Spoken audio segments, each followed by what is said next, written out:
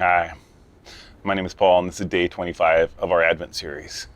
All right, this is the day we get to celebrate the birth of Jesus. 25 days ago, we started it here. I challenged you to think of an Ebenezer stone, think of some stones of remembrance. These were piled, every time you walk by, you would think about God's faithfulness and how God honored His word and how God faithfully came true and did what He said He was going to do. And I challenge you to think of maybe your Christmas tree or think of ornaments and to remember about God's faithfulness along the way. And in the last 24 days, we have looked at God's faithfulness. We've looked at the humility of God. We've looked at the glory of God. We've looked at Jesus becoming a light. We've seen and we've heard God in so many different ways. And I pray that as you've gone through these 25 days, God has really spoke to you. God has really answered you. And this Christmas is more than about presents and about food, but it is about your faith. It is about your faith growing. But sometimes, there are somber moments, and sometimes there are moments of great joy.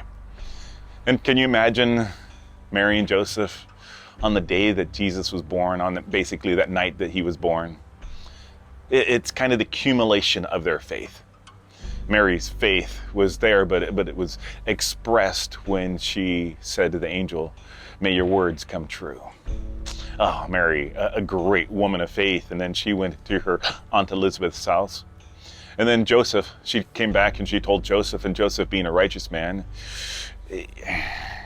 he really struggled with the news. He didn't accept Mary's word like she accepted it from Gabriel. And so he pondered in his mind and he really thought, I need to divorce her quietly. But in the night, in a dream, in the darkness, God spoke to him. And God said, "Take Mary as your wife, for the child is from me." And so Joseph, in obedience to his faith, Joseph took Mary as his wife. And I believe that there's embarrassment. How did Mary become pregnant?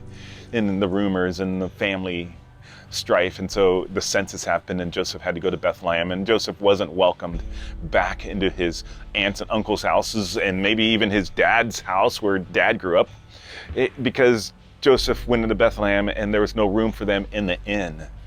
It means that there was also no room for them in their family or friend's house, because Joseph had brought shame to the family by bringing his pregnant fiance. And so they get stuck out in the stable, and Mary gives birth. And the birth of their baby boy is a time to celebrate.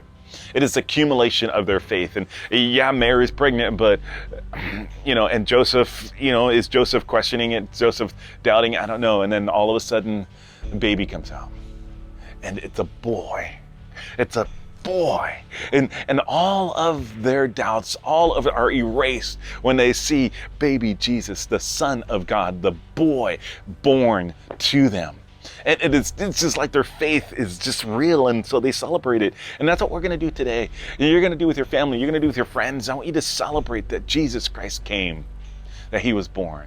I want you to think of ways to just celebrate it and sing joy to the world. And so, as we conclude this, I want you to have joy.